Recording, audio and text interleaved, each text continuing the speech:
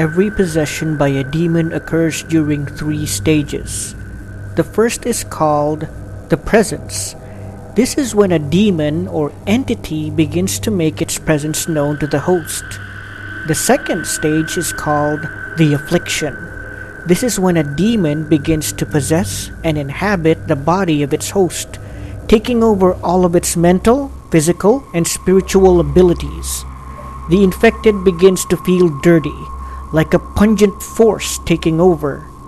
But the demon can't fully take over until the third stage. This is when a person finally surrenders and consents to the demon as being part of their soul, which is known as the Assent. Father Lambert.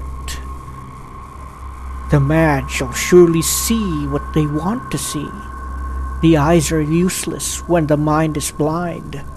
The priest believed an exorcism would save you, but it only served to bring you closer to me. You were so blinded by your perfection you thought your son was afflicted. Mason saw the darkness in you the same way he sees many things. I didn't trick you. You assented. You heard the voices calling out for you in the exorcism, and yet you paid no heed. You're so far into the darkness that your soul has become part of it. Do not concern yourself with the outside world. You built this house and your mind with the darkness in it. Your sickness. That's why I chose you, Joel. In time, he will make his own choice. And when his life spirals into oblivion by his parents abandoning him, we shall be there waiting. Don't you worry. We'll get him back. It'll be his choice. It'll always be a choice. You're just the first, Joel. Together we'll build orphanages of darkness for the children that are lost.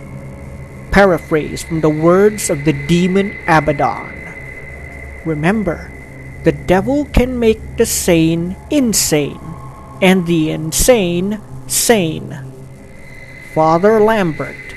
Now we've gone over quite a few films in previous videos from Event Horizon, which is to some a coincidental prequel to the Warhammer 40,000 franchise, to Underwater, which turns out to be tied to the Cthulhu mythos by H.P. Lovecraft. There's also the Taiwanese film Incantation, which I talked about in 2 videos, with one being my own theories regarding how it could be connected to 40K as well, albeit distantly, and the second is what really happened in real life to inspire such a dark story. There were also brighter discussions, specifically about John Coffey in The Green Mile. However, now is the time for us to return to the darkness for perhaps just a little while again. Now is the time for us to discuss a frightening little Canadian film called The Assent. Hi, hello, and welcome again everybody to another episode of Natural Juan. This time around, we're going to talk about the film The Assent, written and directed by the Chinese-Singaporean director Perry Reginald Teo, and starring Robert Kaczynski, Caden Dragamer, and Peter Jason. Before all that though, I'd like to acknowledge our sponsor Dermhaven by Rochelle Pineda. Our current weather isn't exactly great for our skin, if you know what I mean. So if you don't want to end up looking like you're possessed by a demon or any other kind of evil spirit, you can always get good skincare from Dermhaven. Also, I'd like to make a quick shout out to Mr. Jonathan Green, a longtime supporter of this channel. Alright then, we're going to start now. Do you assent? The Assent is a Canadian psychological/religious horror film released on October 23, 2019. Its main stars are Robert John Appleby, known professionally as Robert Kaczynski, and once portrayed the noble orc Orgrim Doomhammer in the Warcraft film, the lovely French-Thai actress Florence Fiver, who's also appeared on the Agents of S.H.I.E.L.D. series. Other actors include Caden Dragamer, Tatum O'Neal, and Douglas Spain. Now, I'll warn you, I'll be discussing a lot about the themes and elements of this film, so this video is going to be heavy with spoilers. So if you're planning to watch this movie, better go see it first before getting back to this video because it just might ruin the whole experience. So, to start with, the Assent centers on the life of Joel Clark, portrayed by Robert Kaczynski, a struggling single father trying to make ends meet in order to support his young son Mason, played by Caden Dragmer. From the onset of this film alone, Joel seems to be an immigrant based on his accent and is finding it difficult not just making ends meet, but also holding himself together after the death of his wife in what is implied to be a fatal traffic accident. One of the major causes of his difficulties is that he is afflicted with the condition of schizophrenia, which in modern psychology is described as someone seeing and hearing things that aren't really real. Just to note as well, schizophrenia is one of the mental illnesses that were initially thought to be a form of demonic possession, but was later on proven to be a different disorder altogether. This is a fact cited throughout the film. Anyway, while his situation is already very problematic, what with the fact that his job pays very poorly and that his child's babysitter Cassie, played by Hannah Ward, can no longer look after his child while he's at work, since she has to move in order to attend college, Joel also seems to have a passion for making dark art. I don't mean black magic, although I wouldn't rule out the possibility that it has contributed to the general negativity in his home, but art that is reminiscent of monsters and corpses. Here we see a bird skull attached to a doll's body, with the reverse also being quite common throughout his house. There are also sculptures of monstrous creatures that resembled a mishmash of human, goat, and spider, with blades for legs. The list goes on, but I'd prefer if you saw them for yourself, since simply describing them here probably might not get my point across. Also, while I would say that I can respect art and personal interests, Joel comes off as unstable, as he takes the sculpting of disturbing imagery to his work, which causes his boss discomfort. While she claims otherwise, I think she's more disturbed by the imagery Joel creates, rather than simply because he takes his hobbies to work. At the same time, a priest who had been imprisoned for murdering a child through a failed exorcism is freed.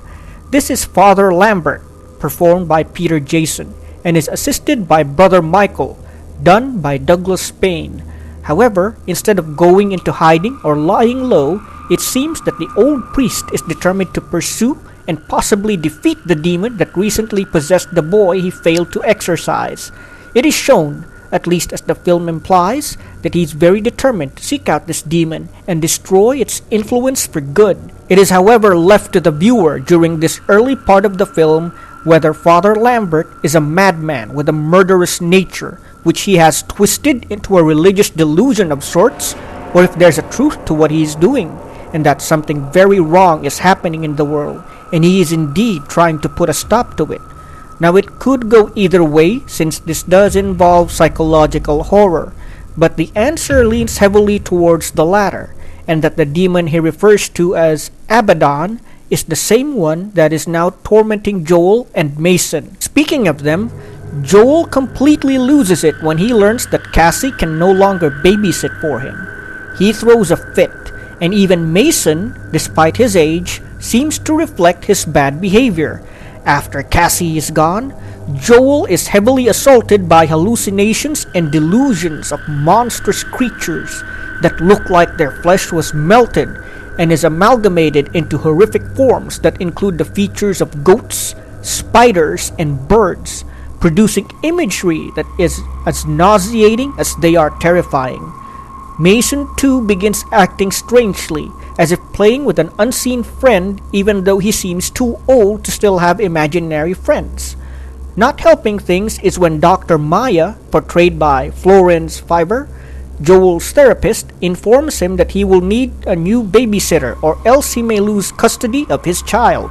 She also mentions that his work, that of doing repairs at a garage for a meager salary, simply isn't enough to allow him to support Mason, at least according to government authorities. This means that not only must he find a new babysitter for his troubled son, he also needs to find a new and better job, which, based on what we can see, will not be easy in the small town they reside in. Unbeknownst to Joel, Cassie approaches Brother Michael for help regarding Joel and Mason. She professes her fear for the young boy and his father, and that they are in need of some kind of spiritual help. This is when Father Lambert appears and tells her that Joel and Mason might need his assistance, as he associates their situation with his previous failed exorcism. Now, this is when we get to the spoilers, so if you didn't take my warning and wanted to see the movie anyway, well, this is your last chance to stop watching. Right. To make a long story short, this isn't about Mason Clark, Joel's son. I know that it may seem like it at first, but I kinda had the feeling that Joel was the one with the spiritual problem to start with.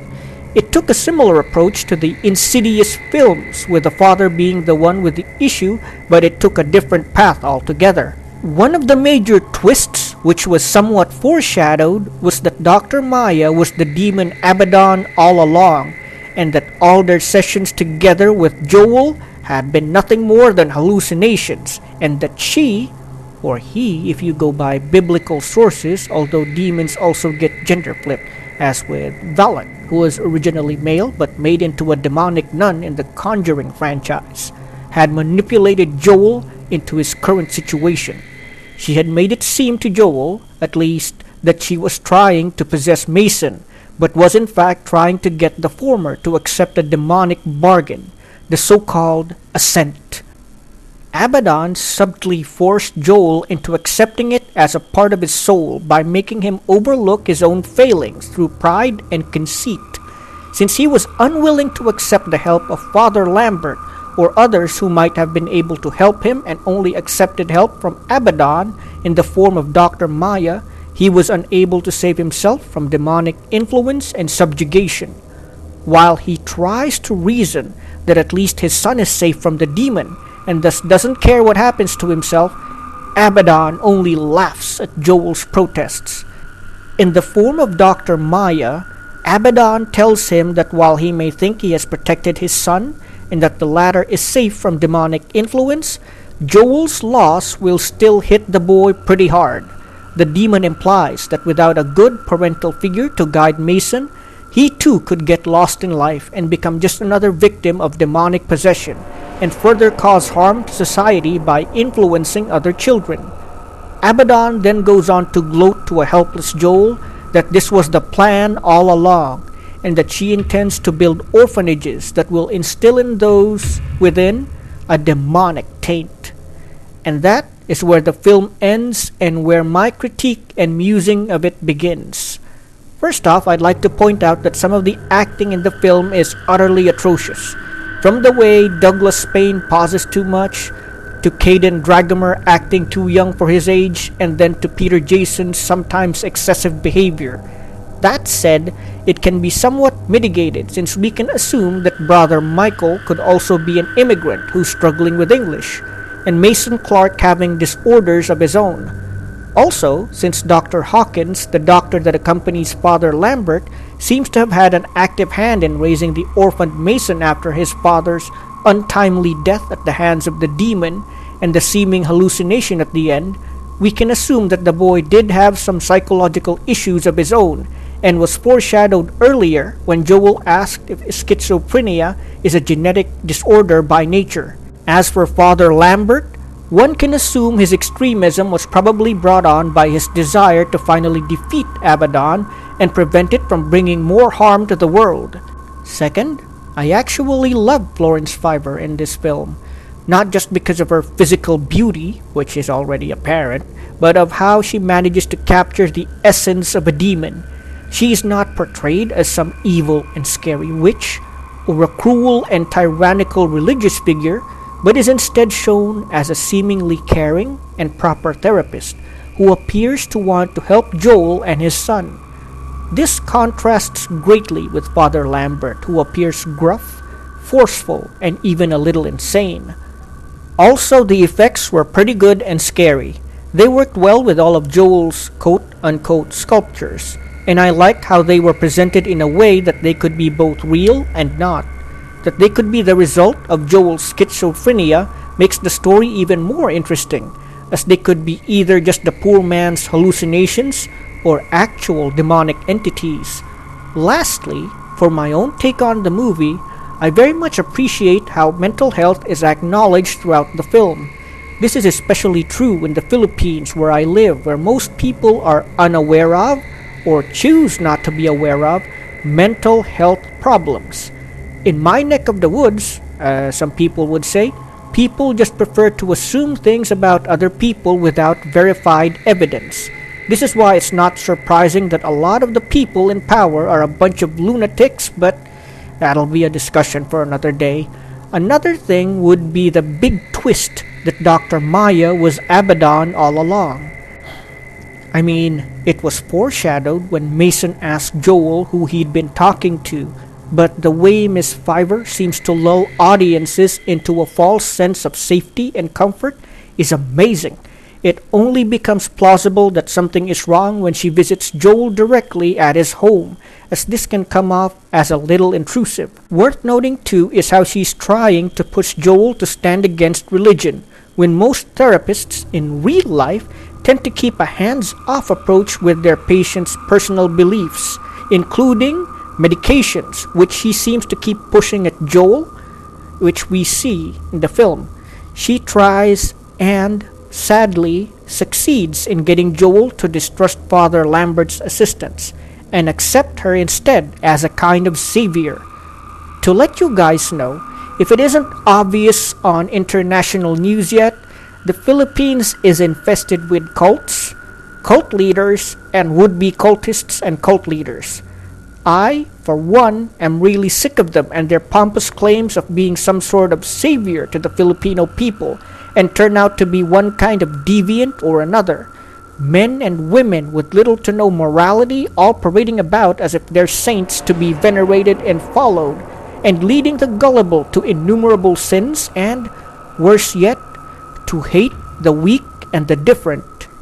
Anyway, I think I've said enough, and that's it for this episode of Natural Juan. If you enjoyed this video, don't forget to like and subscribe for more content like this.